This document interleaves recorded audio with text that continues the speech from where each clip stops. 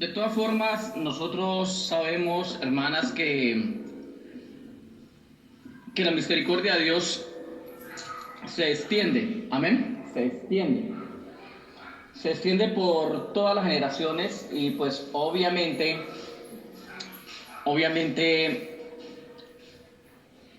sí tenemos que entender que Él en su amor, en su entrañable amor por su creación, por la humanidad, Él lo que quiere es que en verdad ninguno se pierda.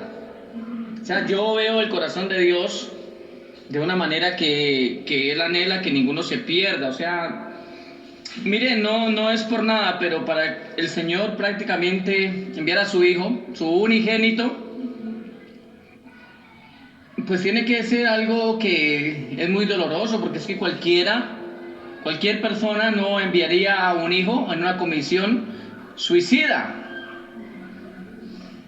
Por lo menos si yo le pregunto a ustedes, enviaría a cualquiera de sus hijos, y más si es un solo hijo, porque el Hijo de Dios, el unigénito, el primogénito, Yahshua, solo ese es en su especie, ¿no?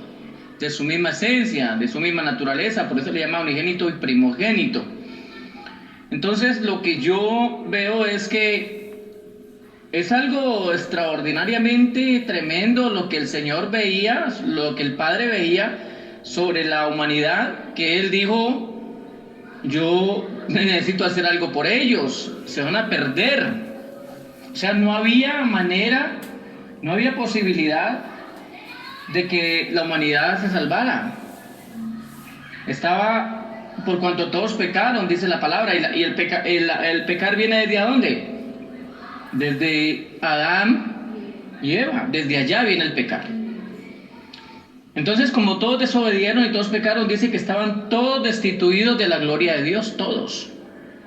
Nadie podía entrar a un lugar de reposo, nadie podía entrar a un lugar donde se le prometiera muchas cosas. Recuerde que cuando no había venido todavía, no había nacido Yahshua y no había muerto en esta tierra, aún los que habían partido, como Abraham, David, Moisés, Daniel, todos aquellos que habían muerto antes de Yahshua, ellos estaban en un lugar que se le llamaba el seno de Abraham.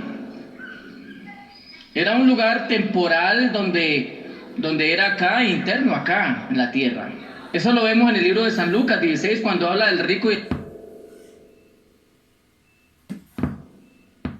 Lázaro, ¿se acuerdan? 16, 19, ¿cierto? En adelante. Ahí está, o sea, cuando habla directamente de ese seno de Abraham, eso no es un paraíso, eso no es un lugar de permanencia eterna, es solamente un lugar donde iban las almas mientras venía la redención. Por eso era necesario que viniera, que naciera aquí el Hijo de Dios, prácticamente él mismo, de su misma naturaleza, venir aquí a nacer para dar redención a esas personas. Por eso, esa es la gavilla que sale, que el Señor resucita cuando él resucita. O sea, es los primeros frutos. O sea, la resurrección, hay 4 resurrecciones en toda la historia, ¿no? 4. Eso está en el libro de 1 Corintios capítulo 15. Las primeras resurrecciones son Cristo, que es la primera resurrección. Él es la primera resurrección. Luego las primicias, los que resucitan con Él. Luego vienen los que son resucitados a la hora del arrebatamiento, que es después de la gran tribulación. Y la cuarta resurrección, ¿cuándo es? Ante el gran trono blanco, es la cuarta resurrección. Cada quien en su orden, lo dice el libro leámoslo, de 1 Corintios, en el capítulo número 15. 1 Corintios capítulo número 15.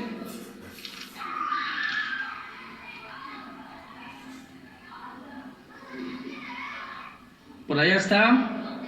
El 20 dice: mas ahora Cristo ha resucitado de los muertos, primicia de los que durmieron es hecho. Porque por cuanto la muerte entró por un hombre, también por un hombre la resurrección de los muertos.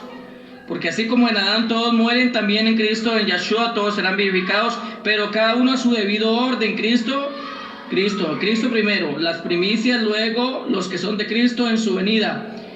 Y luego el fin, cuando entregue el reino al Dios y Padre, cuando haya suprimido todo dominio, toda autoridad y potencia. ¿Listo? Cuando Él ya entregue el dominio, cuando Él ya entregue al Padre el reino, viene la cuarta resurrección. Entonces, ¿hay posibilidades de salvación hasta la cuarta generación? ¿Posibilidades de salvación? Sí hay posibilidades de salvación.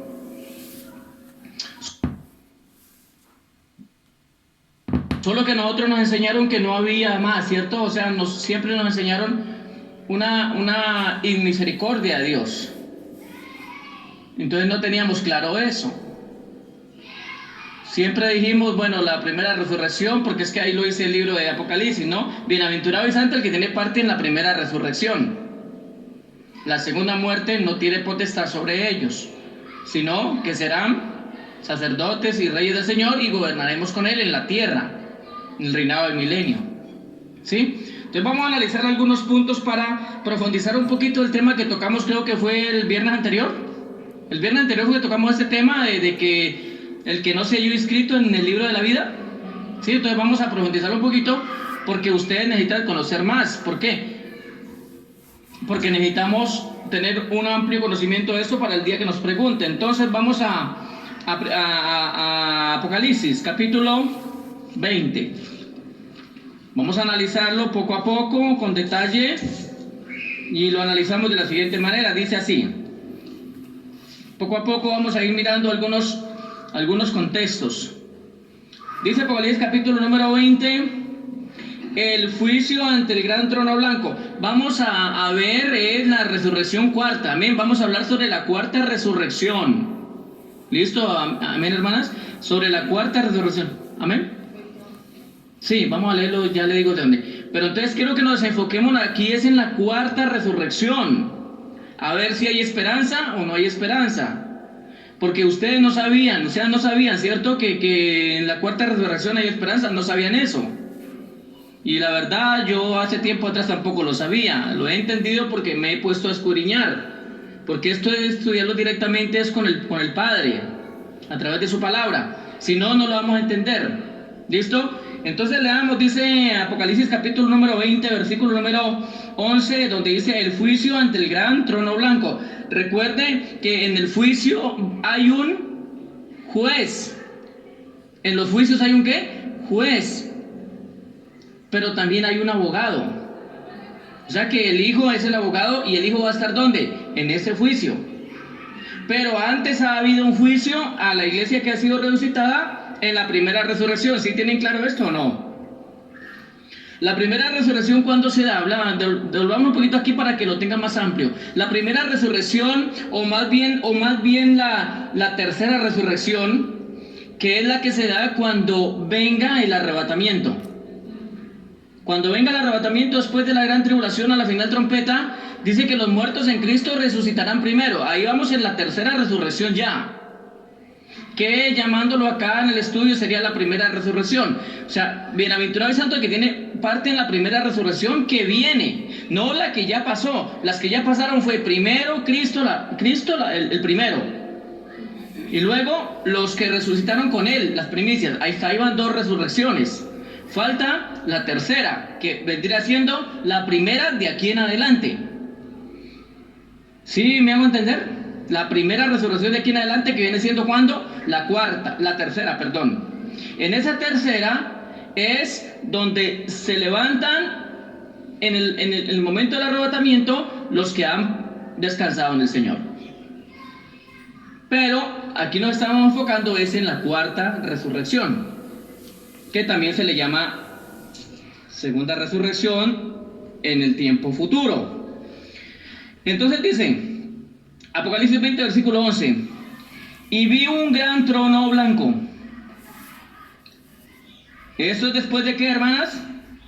Después de los 1000 años. Los 1000 años ya han pasado en el capítulo 20. Y vi un gran trono blanco y y al que estaba sentado en él. ¿Quién estaba en ese trono blanco? ¿Quién estaba allí? ¿El Padre o el Hijo? El Padre. Delante del cual huyeron la tierra y el cielo, y ningún lugar se encontró para ellos. Siga leyendo, versículo 12. Y vi a los muertos, grandes, pequeños, de pie ante Dios, y los libros fueron abiertos. Mire, vi a muertos, grandes, pequeños, de todas las razas, ¿cierto? De todos los estratos, de todo. Y todos estaban ahí delante de Dios. Pero dice que fueron abiertos unos libros. ¿Cuáles son esos libros? Los libros de los registros de ellos. Esos fueron los libros de las obras de ellos. Pero dice que fue abierto otro libro. ¿El cual fue? El cual es el libro de la vida. ¿Amén? ¿Lo está leyendo o no lo está leyendo? Y dice, y fueron juzgados los muertos por las cosas que estaban escritas en los libros según sus obras. O sea, cada persona que es levantada, que es resucitada en la resurrección después del gran trono blanco, después del milenio,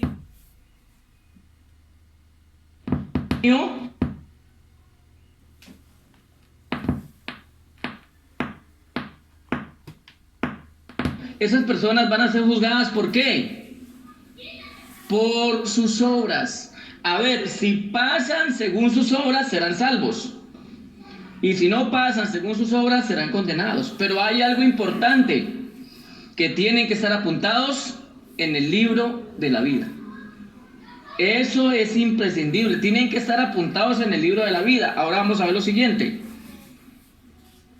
El mar entregó a los muertos. Mire, esto es al final. El mar, toda la gente que ha muerto en el mar, los ahogados, accidentes, que había en él, la muerte que se comió tanta gente, el Hades, donde estaban pues el lugar de los muertos, entregaron a sus muertos que habían ellos, y fueron juzgados cada uno según sus obras. Amén. Cada quien fue juzgado según sus obras. ¿Qué más sigue diciendo? Siga leyendo conmigo. Y la muerte y el Hades fueron lanzados, ¿dónde? Allá, a un lago de fuego que Dios tiene preparado en algún lugar del espacio, del universo. Esto es lo que se llama, ¿qué? Segunda muerte. Mire lo que dice el 15, léalo con detenimiento. Y el que no se halló.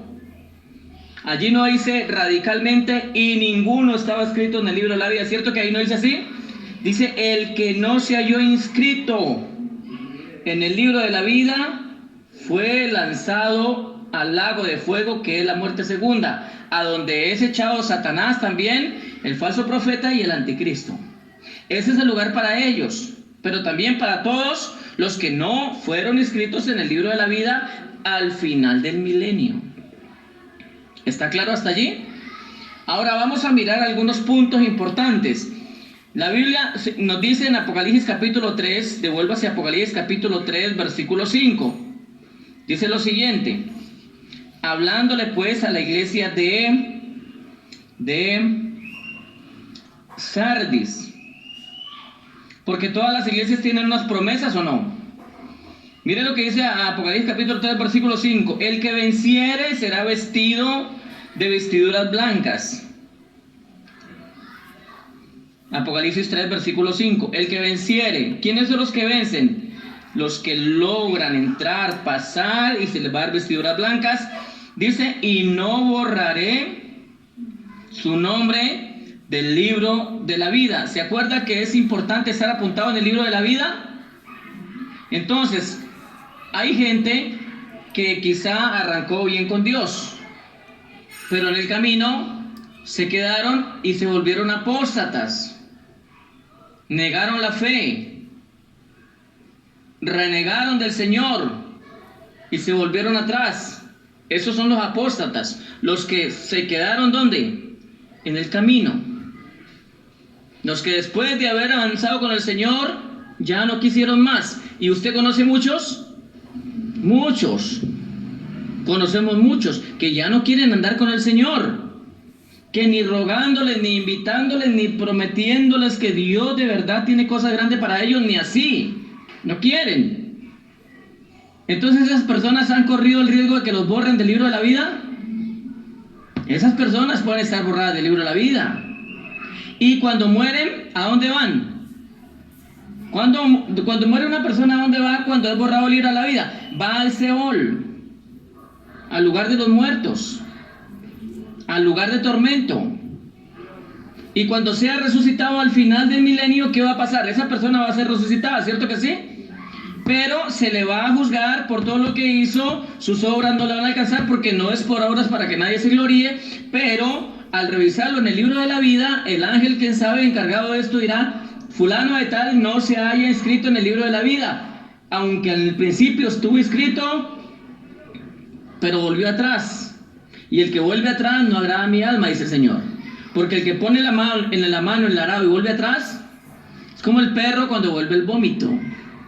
O como la puerca cuando la bañan y vuelve al cieno, ¿de acuerdo? Entonces esa persona, al momento de estar allá ante el gran trono blanco, va a decir: busque, ángel, busque por ahí, que por ahí está mi nombre, busque, póngase una lupa. Quiere que le preste una lupa, yo no sé qué irá a decir, qué mil excusas irá a decir, pero él va a decir: busque bien, que mi nombre está por ahí, yo me acuerdo, alguna vez alguien oró por mí, yo sé que yo acepté al Señor, y sé que comencé a caminar con Él, y sé que Él hizo cosas por mí, y yo lo amaba, y yo lo adoraba, y yo también Abba.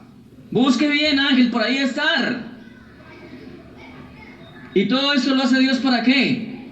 Para que se dé cuenta las personas que Dios sí los pasa por un justo juicio antes de ser echados a la máxima cárcel. Porque Dios es justo con todos, ¿sí o no? Entonces quizá Dios le dice: sí, viniste a mí, comenzaste a caminar conmigo, me serviste, tuviste temor, me amaste un tiempo, pero se te acabó el primer amor, te volviste atrás, te volviste un apóstata, un opositor, luego hablabas mal de los siervos, hablabas mal de mi palabra y hablabas mal de mí. Entonces tu nombre fue ¿qué? Borrado. Y entonces, ¿cuál es la sentencia para esa persona?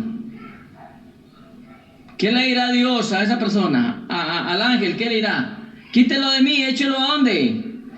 Al lago de fuego, que arde con azufre. Será la sentencia más terrible, ¿cierto? ¿Por qué? Porque el que no se halló inscrito en el libro de la vida es echado ¿a dónde? Al lago de fuego. La sentencia es la sentencia más terrible que se puede escuchar en la Biblia. Entonces, ¿tenemos apuntados nuestro nombre en el libro de la vida? ¿Estamos seguros de eso? Sí, tenemos el libro de nuestro nombre apuntado en el libro de la vida. Entonces, cuidémonos de que no sea borrado. Por eso hay gente que cree que está muy salva. O sea, no, yo con el Señor ya voy 1A. Y cuando venga el Señor ya tengo el primer vuelo. Voy en primera clase, dicen. Están engañados. ¿Y qué dice el Señor? Volvamos acá a Apocalipsis capítulo 3, versículo 5. El que venciere será vestido de vestiduras blancas, y no borraré su nombre del libro de la vida. Y confesaré su nombre delante de mi Padre y delante de sus ángeles. Porque el que va a estar allí como abogado, ¿quién es? Yeshua. Entonces, si alguien está apuntado en el libro de la vida, él lo confesará, ¿cierto? Él está en el libro de la vida, yo pagué por él. Le di mi promesa, como en el caso de él, aquel ladrón. ¿Cuál ladrón? El ladrón de la cruz. ¿Ustedes creen que el ladrón de la cruz es digno de entrar al paraíso? Él no es digno, ¿cierto que no? Él no hizo méritos. ¿Qué hizo él para entrar al paraíso? ¿Qué hizo? Si cuando lo estaban crucificando precisamente lo estaban matando, ¿era por qué? Por cualquier cosa no lo estaban matando. Y cuando uno de los dos le injuriaba al Señor, le decía: si eres tú el Hijo de Dios, pues sálvate y salva a todos nosotros. Y el que confesó eso dijo: ni aún tienes temor de Dios, por lo menos nosotros sí somos culpables de que estemos aquí colgados. Pero este que está aquí en medio de nosotros es inocente. ¿Se acuerdan de esa parte? Es inocente. Y ahí es donde le dice: Señor, acuérdate de mí cuando venga tu reino. Y el Señor, ¿qué le dice? De cierto te digo hoy le digo, no es que hoy va a estar conmigo en el paraíso, porque el Señor ni siquiera fue al paraíso. El Señor se fue para allá, para el centro de la tierra, ¿acuerda? La promesa que tenía por medio de ¿quién? De Jonás. Estaría 3 días en el centro de la tierra, allá en el lugar allá en el Seol. Como estuvo también Jonás 3 días con sus noches en el vientre del gran pez. Entonces el Señor fue para el paraíso inmediatamente. El Señor, Yahshua, cuando Él partió, cuando Él murió, ¿se fue para el paraíso? No. Él está en el paraíso ahorita, el Señor Jesucristo está en el paraíso con su pueblo. No. El Señor Yahshua simplemente triunfó, quitó las llaves del imperio que le tenía la muerte a Satanás, subió, luego volvió, se presentó, anduvo presentándose unos 40 días, siendo visible para que hubiera testimonio fidedigno. Y luego en Hechos dice que subió, una nube lo elevó. Pero ahorita dice que está donde, a la diestra de Dios Padre. Pero Él está ahí ¿hasta cuándo? Él está ahí hasta el final del milenio, cuando ya Él entregue el dominio otra vez al Padre y todo vuelva a ser ya directamente dirigido y gobernado por el Padre. ¿Estamos de acuerdo o no? ¿Cuántos están hasta ahí? ¿Vamos entendiendo esto o no vamos entendiendo? Entonces, ¿en qué estamos? Dice aquí que Él confesará su nombre, el nombre de esa persona, delante del Padre, delante de los ángeles. Entonces el Señor le dio una promesa al ladrón de la cruz. ¿Qué le dijo? De cierto te digo hoy mismo te digo, estarás conmigo cuando venga el reino. Entonces, ¿cuándo es que el Señor le va a cumplir la promesa? ¿Cuándo es que Jesucristo, Yahshua, le va a cumplir la promesa al ladrón de la cruz? Al que se arrepintió en el último momento. ¿Cuándo es que le va a cumplir? ¿Cuándo se la va a cumplir? ¿Por qué se la va a cumplir? En la resurrección ante el gran trono blanco, que es ¿cuál resurrección? ¿Cuál de las 4? La cuarta. ¿Listo? O sea que ahorita, ¿dónde está el ladrón en este momento? Está en el lugar de los muertos, está en tormentos. ¿Listo? De ahí debe ser donde dice la Iglesia Católica el purgatorio. Debe ser por ahí que ellos dicen que es el purgatorio. Sino que ellos tergiversaron todo, ellos sí conocían los escritos. Tergiversaron todo y comenzaron a hacer buen negocio con eso. Paguen las misas, que los sacamos del purgatorio. Ánimas benditas del purgatorio, ¿quién los podía aliviar? ¿Se acuerda? Cuando éramos católicos rezábamos así, ¿sí o no? Esos son los que ellos de una u otra forma nos dijeron alguito, sino que nos lo camuflaron. Pero ellos conocían eso porque ellos tienen los escritos. Vaticano tiene los escritos, ellos saben de esto. A nosotros nos mandaron acá unos escritos con poca información, pero ellos tienen la información. Porque eso no, ustedes no lo sabían. Eso viene ahora último a ser desclasificado, a ser aclarado, amén. Entonces ese ladrón se le cumple la promesa, es allá, en el milenio, después del milenio. ¿Listo? Vamos a ver, busquemos otra promesa. Yo voy a buscar promesas allí en las iglesias. Cuando el Señor le habla por lo menos a la iglesia de Éfeso. Busquemos alguna promesa que le da a Éfeso. El que, versículo 7, eso, Apocalipsis 2:7. Al que venciere, al que tiene oído, oiga, al que... 7. El que tiene oído, oiga lo que el Espíritu dice a las iglesias. El que venciere, ¿qué pasa? Le daré a comer del árbol de la vida, el cual se encuentra en medio del paraíso de Dios. ¿Cuándo es que es el paraíso? Allá. En el séptimo día, el milenio, todavía no hay paraíso, porque acá todavía va a haber muerte. En el séptimo día o en el milenio que viene, los 1000 años, todavía va a haber mucha muerte, va a ser mucho pueblo juzgado, Satanás va a ser suelto al final y va a haber mucha muerte y va a haber muchas cosas que no deberían de haber pasado. Eso no es un paraíso. Un paraíso se trata de cuando no hay nada malo. Paraíso es ya algo bonito, ¿cierto? Eterno. Entonces el Señor cumple la promesa a los de Éfeso. ¿Dónde? Mire, vuelve y léalo. El que tiene oído, oiga lo que el Espíritu de Dios dice a las iglesias. El que venciere le daré de comer del árbol de la vida. ¿El cual dónde está? ¿Dónde es que está el árbol de la vida? En el paraíso. Allá, después del cielo nuevo y la tierra nueva.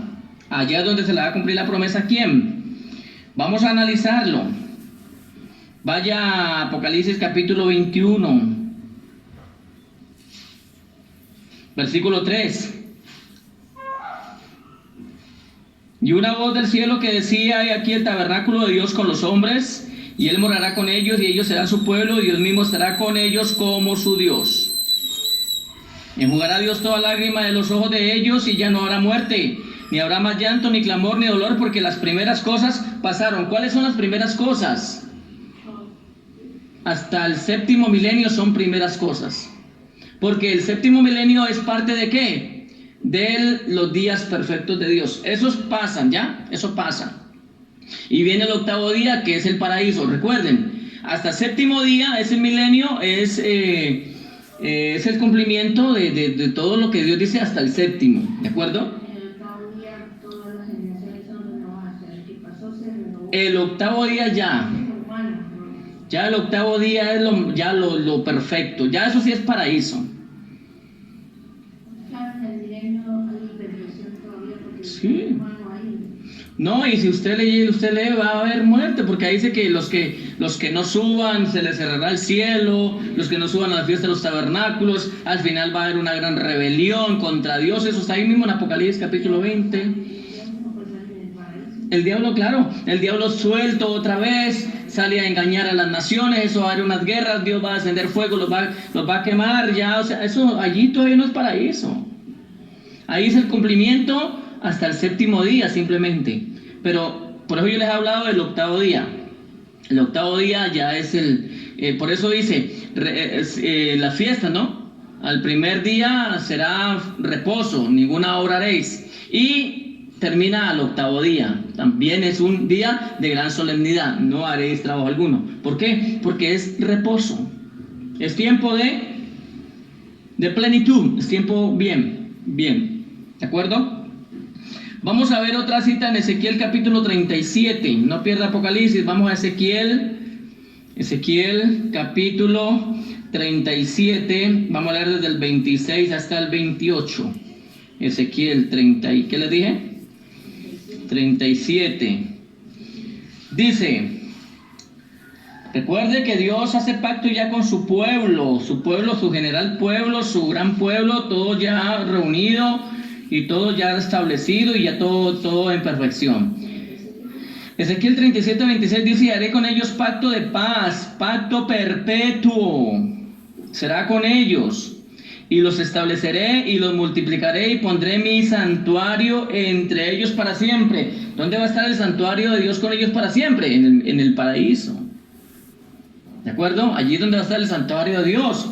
Dice: estará en medio de ellos mi tabernáculo, y seré a ellos por Dios, y ellos me serán por pueblo. Y sabrán las naciones que yo, Yahweh, santifico a Israel, estando mi santuario en medio de ellos para siempre. Eso ya es estado, ¿qué? Eterno.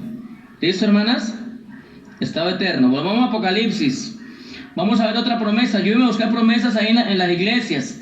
Ayúdenme a buscar promesas que Dios tiene para este tiempo. Vuélvase experta buscando aquí rápidamente. Busquemos otra promesa.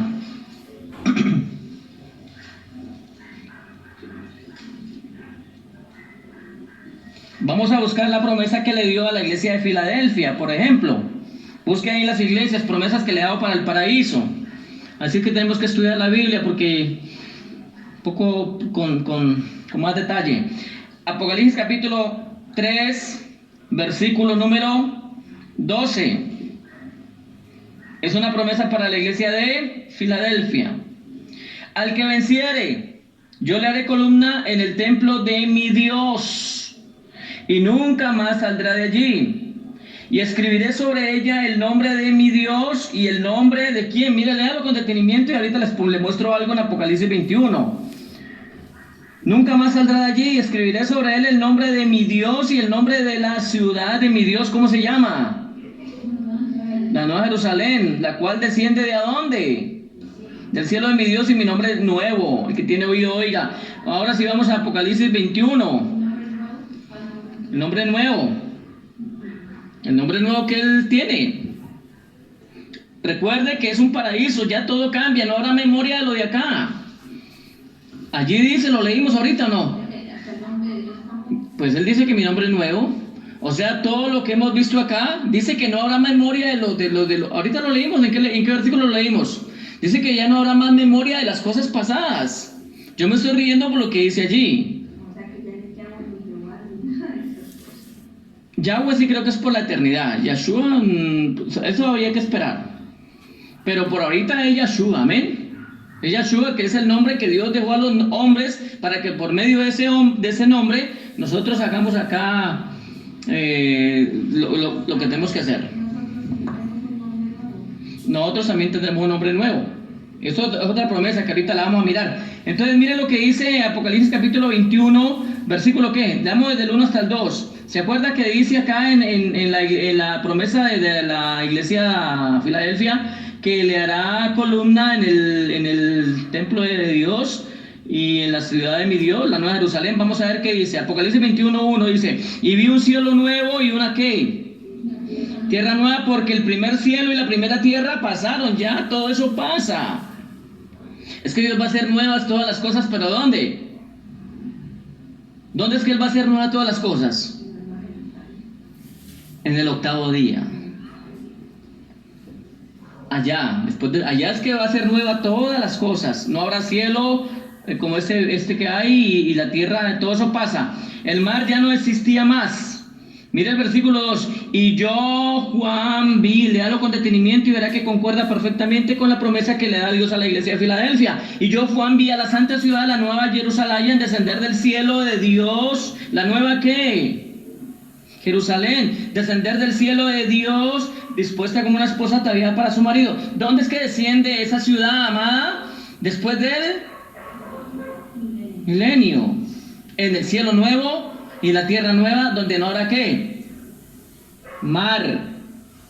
Entonces es una promesa que le va a cumplir Dios a la iglesia de Filadelfia en el Apocalipsis capítulo 3, versículo 12. ¿Sí o no? ¿Y qué más sigue diciendo? Y escribiría sobre él el nombre de mi Dios y el nombre de la ciudad. Por eso Cristo tiene un Dios. ¿Cómo se llama el Dios de Yahshua? Yahweh. Él es el Dios de él. Por eso hasta él mismo reconoce que él tiene un Dios.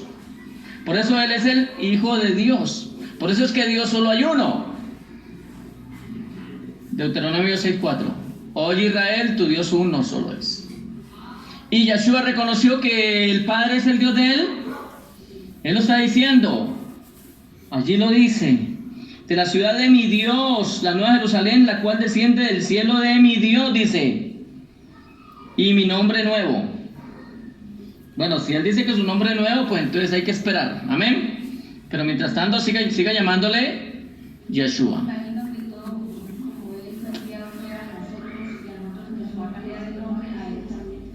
Es que todo va a ser restablecido, todo. Yo he leído acá en el Antiguo Testamento donde el Padre dice que el nombre de Él es para siempre. No tengo en ese momento la cita, pero dice mi nombre que es para siempre. Entonces es posible que el nombre de Yahweh siga para siempre, pero Yeshua dice que traerá un nombre nuevo. Bueno, eso sí tenemos que esperar, amén. Pero ahí dice que su nombre nuevo, como nosotros también, se nos va a dar una piedrecita blanca, y en esa piedrecita blanca usted tendrá su nombre nuevo. ¿De acuerdo? Entonces vemos esta promesa. Vamos a buscar otra promesa. A ver, ayúdenme a buscar promesas ahí en las iglesias.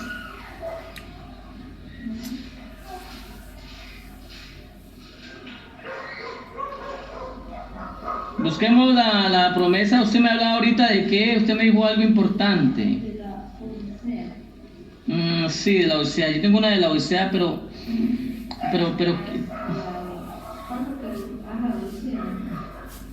sí, el que venciera, ¿verdad?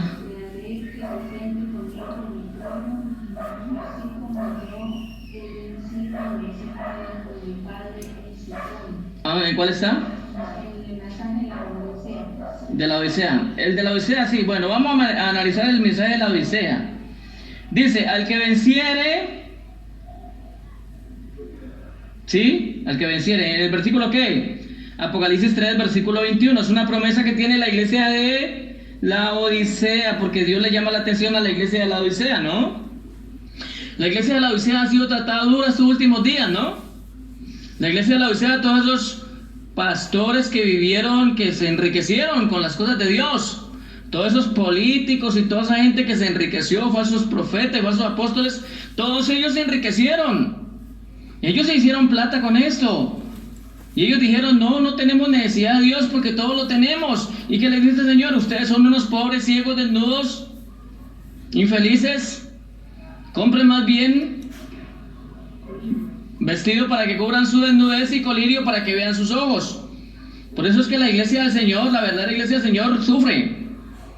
La verdadera iglesia del Señor pasa por muchos sufrimientos, porque el diablo aquí no nos quiere, el diablo no nos quiere en esta tierra. Y los que crean que están muy bendecidos por aquí porque les está como viendo de color de rosa, deberían de tener cuidado. Es que mi iglesia es la que más se llena, mi iglesia es la que más plata tiene, mi iglesia es la que más bendecida está, mi iglesia es la que más no, ¿qué? ¿Cuánto? Vamos a ver qué es lo que va a pasar al final. Solamente tienen nombre de que viven, pero no, hermano. Pero hay unas personas en la iglesia de la Odisea que van a salir de allí, Dios ya los está tratando. Dios está tratando con la iglesia, ya prácticamente esa iglesia fue reducida. Porque iglesias grandes ahorita que se creen no se pueden ya reunir. Ya no pueden, hermano. Y se las van a seguir aplicando. Entonces vamos a ver la promesa que Dios tiene para algunas personas de allí, que son de la iglesia ¿de dónde? De la Odisea. El que venciere, versículo 21, al que venciere, mire lo que le dice, le daré que se siente. ¿Dónde? Conmigo en mi trono, como yo he vencido y me he sentado con mi Padre en su trono. ¿Es una promesa muy buena? El que venciere, haré que se siente. Vamos a analizar lo siguiente. Analicemos con detenimiento. Al que venciere, haré que se siente conmigo en mi trono. O sea que él va a tener su trono y va a sentar a su iglesia con él. Apocalipsis versículo 21, versículo 3. Vamos a analizar el cumplimiento de esta promesa. Apocalipsis 21, 3. 21, 3. Y una gran voz del cielo que decía, hay aquí el tabernáculo de Dios con los hombres. ¿A quién se le llama tabernáculo? ¿A quién se hace reverencia cuando dice tabernáculo? A Yeshua. Él es el tabernáculo de Dios con los hombres. Y él morará con ellos, y ellos serán su pueblo, y él mismo estará con ellos como su Dios. ¿De acuerdo? El Señor estará con ellos. O sea, nosotros estaremos ya, porque dice que la iglesia se casa con el Señor, ¿no? ¿Con quién? ¿Con cuál Señor se casa la iglesia? Con Yeshua.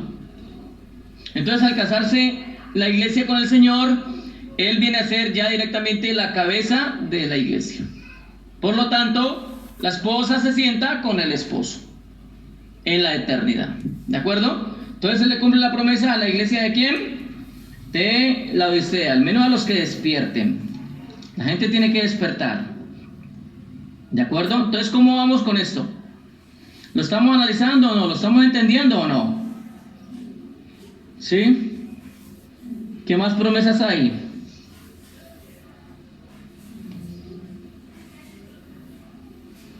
Al que venciere, dice Apocalipsis capítulo 2, versículo 26. Una promesa a la iglesia de Tiatira. Al que venciere y guardare mis obras hasta el fin. Mis obras, mis mandamientos, todo eso. Yo le daré autoridad sobre las naciones. ¿Es una promesa para cuál iglesia? Tiatira. ¿Sí? Apocalipsis 22, 7.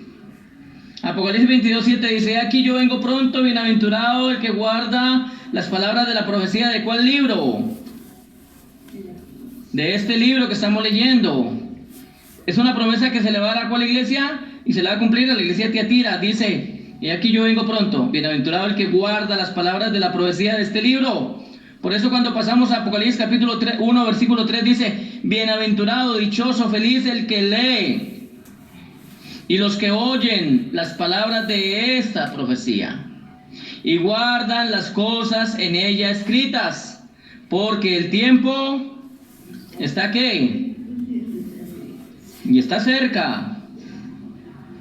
Leamos entonces Apocalipsis capítulo 22, versículo 6, dice, y él me dijo, mire, la venida de Cristo está cerca, concuerda con este texto, y él me dijo, estas palabras son fieles y verdaderas, y el Señor, el Dios de los espíritus de los profetas, ha enviado su ángel para mostrar a su siervo las cosas que deben de suceder pronto. Por eso nosotros tenemos revelación de esto. ¿Por qué? Porque Dios ha enviado su revelación a través de los ángeles.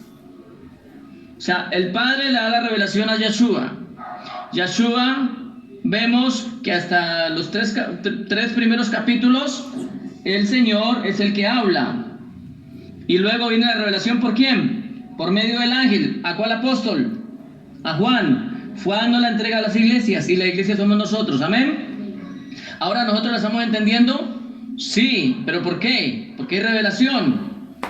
Vamos a ver lo que dice Apocalipsis capítulo 1, versículo 19. Y le dice así al apóstol: escribe las cosas que has visto. Mire, escribe las cosas que vio. O sea, tiempo como tiempo pasado. Escribe las cosas que has visto. ¿Qué más sigue diciendo? Y las que son como tiempo presente, y las que han de ser después de estas.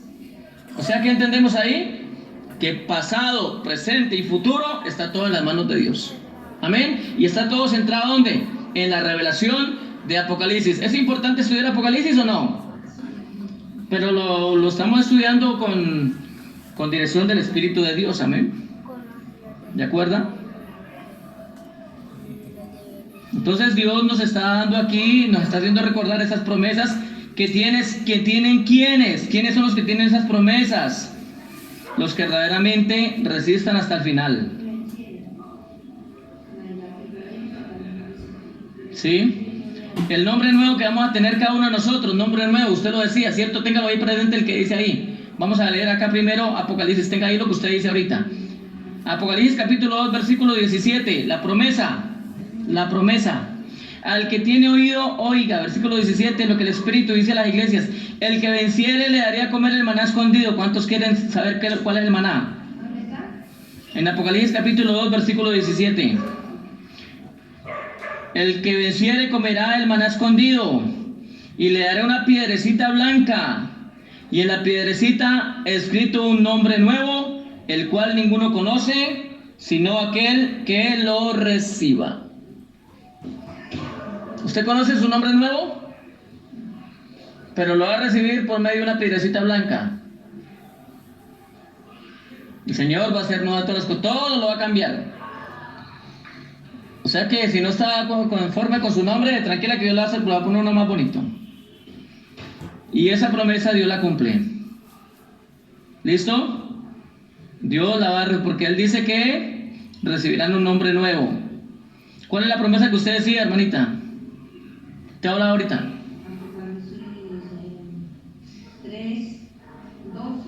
3:12. Ah, sí, ya lo leímos. Eso ya lo leímos. Estamos mirando las promesas de todas las iglesias. Ya leímos la de Efeso, leímos la Pérgamo. ¿Cuál es la de Pérgamo? ¿Qué es la promesa de Pérgamo?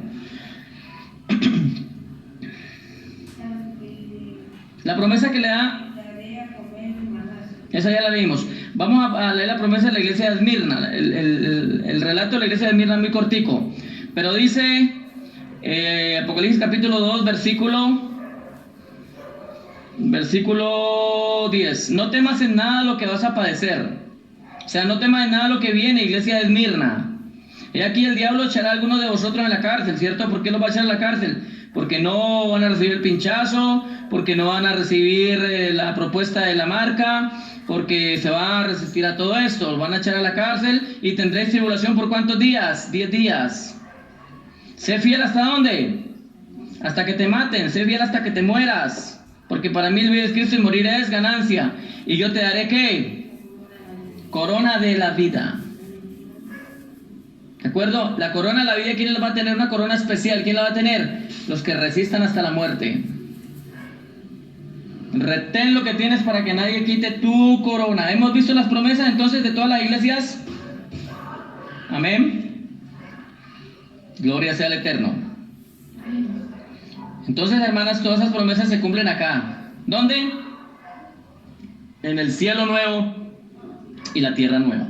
En el paraíso. ¿Sí lo sabían o no lo sabían? Lo que pasa es que mediante uno estudia más, entre más estudia, más aprende. Estas cuestiones yo las voy aprendiendo porque pues van llegando, ¿no? Y como esos tiempos ya son tiempos de revelación, son tiempos donde ya Dios nos quita la venda. O sea, ya la venda que nos había colocado Satanás, según lo que dice 2 Corintios capítulo 4:4, que el Dios de este siglo colocó una venda para que no nos resplandeciera el evangelio de la verdad. Pero ya el Señor nos la arrancó. Ya no la arrancó, por lo tanto ya no tenemos esa venda, ya podemos ver Apocalipsis, ya podemos ver revelación. Apocalipsis significa correr la venda, correr el velo, correr la cortina para ver qué hay allá. Usted puede ver mediante esa cortina, ¿cierto que no? Pero si usted la corre, ¿qué? Ve la ciudad, ¿de acuerdo? La ve claramente. Eso es Apocalipsis. Dios nos permitió conocer Apocalipsis. Yo le doy gracias a Dios de que me haya puesto desde muchos años a escudriñar Apocalipsis, porque mire que cuánto estamos aprendiendo y cuánto hemos aprendido. Yo sé que usted ha aprendido acá con nosotros. Amén. Y seguimos aprendiendo, porque esto es ¿para cuándo? Para el tiempo después del milenio. Entonces hay un paraíso después del milenio. Para finalizar, vamos a Apocalipsis capítulo número 21. Sí, finalizamos, donde habla de la nueva Jerusalén. Qué hermosa la nueva Jerusalén. Solo leámosla y terminamos. Dice: vino entonces a mí uno de los 7 ángeles. Eso está en Apocalipsis 21, del 9 en adelante.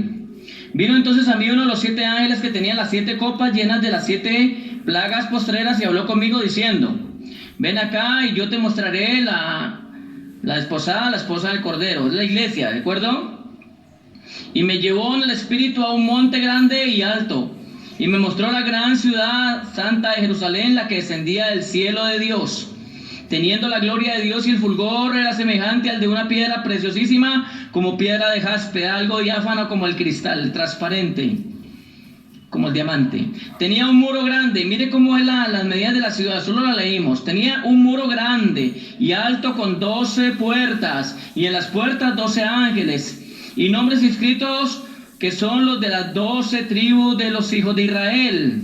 Y al oriente 3 puertas, al norte 3 puertas, al sur 3 puertas, al occidente 3 puertas. Y el muro de la ciudad tenía 12 cimientos, y sobre ellos los 12 nombres de los únicos 12 apóstoles que existen en la Biblia. Ahí están los 12 apóstoles, no hay más. El resto son mentirosos, vividores, iglesias de la Odisea, charlatanes y vividores. El que habla conmigo tenía una caña de medir de oro para medir la ciudad y sus puertas y su muro. Y la ciudad se halla establecida en cuadro, y su longitud. Mira que hay algo importante. Un día esto estudiamos con más detenimiento. Solamente estoy leyendo, pero este día estudiamos la ciudad de Jerusalén. Y su longitud es igual a su anchura, y él midió la ciudad con la caña 12,000 estadios. La longitud, la altura y la anchura de ella son iguales. Y midió su muro 144 codos de medida de hombre, la cual es de ángel. El material de su muro era de jaspe, pero la ciudad de oro puro, semejante al vidrio limpio. Y los cimientos de muro de la ciudad estaban adornados con toda piedra preciosísima. El primero cimiento era jaspe, y el segundo zafiro, el tercero ágata, el cuarto esmeralda, el quinto ónice, el sexto cornalina, el séptimo crisólito, el octavo berilo, el noveno topacio, el 10º crisopraso, el 11º jacinto, el 12º amatista. Las 12 puertas eran 12 perlas.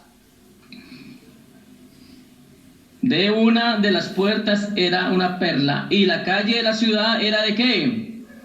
De oro puro, transparente como el vidrio. Es allá en el milenio, después del milenio que va a haber esto. Y no vi en ella, mire, no había en ella templo alguno, porque el Señor, Dios Todopoderoso, es el templo de ella y el Cordero. La ciudad no tiene necesidad ¿de qué? De sol ni de luna. O sea, no habrá sol ni luna, porque todo será nuevo, ¿de acuerdo? Todo será nuevo. Que brille en ella porque la gloria de Dios la ilumina y el Cordero es su lumbrera. Y las naciones que hubieran sido salvas andarán a la luz de ella, y los reyes de la tierra traerán su gloria y honor a ella. Sus puertas nunca serán cerradas de allí porque nunca habrá noche. Y llevarán la gloria y la honra a las naciones a ella. No entrará ya ninguna cosa inmunda o que hace abominación o mentira, sino solamente los que estén escritos en el libro de la vida del Cordero. Por eso se da la última oportunidad, ¿no? El que no esté escrito en el libro de la vida, dice Apocalipsis capítulo 20,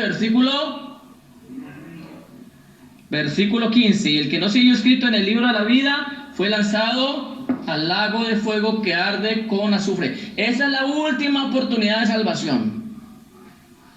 Por eso aquellos que murieron sin conocer del Señor, pero que se portaron, pues quizá que Dios los aprueba, es posible que entren a la salvación después del milenio.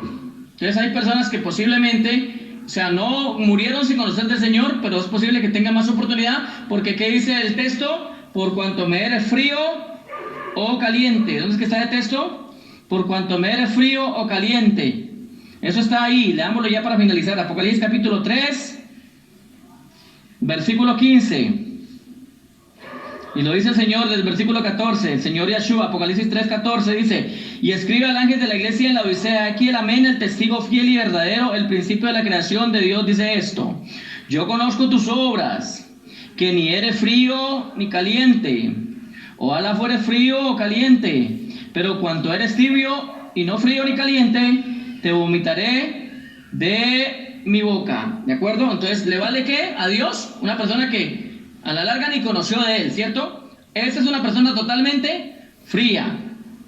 Pero una persona que conoció a Dios y volvió atrás y comenzó a andar medio, es ¿qué? Tibio. Y las personas hoy en día pueden decir que los que se han apartado son tibios. Y los que... Eso es como hipocresía, porque están en el doble cara. Claro. Entonces los que han conocido de Dios, se les ha predicado y quizá caminaron con Dios y andan ahí medio, esos son tibios, eso no tiene nada que ver. O sea, ellos tienen riesgo de condenación apenas mueran. Más oportunidad tiene de salvarse el que murió sin conocer de Dios. Ese era frío. Pero ahora Dios nos invita a ser ¿qué? Calientes. Porque el caliente no solamente va a entrar, sino que entra con gran recompensa. ¿De acuerdo? ¿Qué dice Apocalipsis capítulo? Uno quiere como terminar, pero la misma palabra no lo deja. Apocalipsis capítulo 22.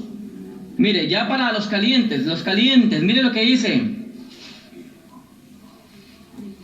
12. He aquí yo vengo pronto y mi galardón conmigo para recompensar a cada uno según sea su obra. O sea que hay recompensa para el caliente, para el que se esfuerza hacia la obra de Dios y camina como Dios manda. ¿De acuerdo, iglesia? ¿Cuánto le dan un aplauso al Señor? Eso es lo grande y fuerte.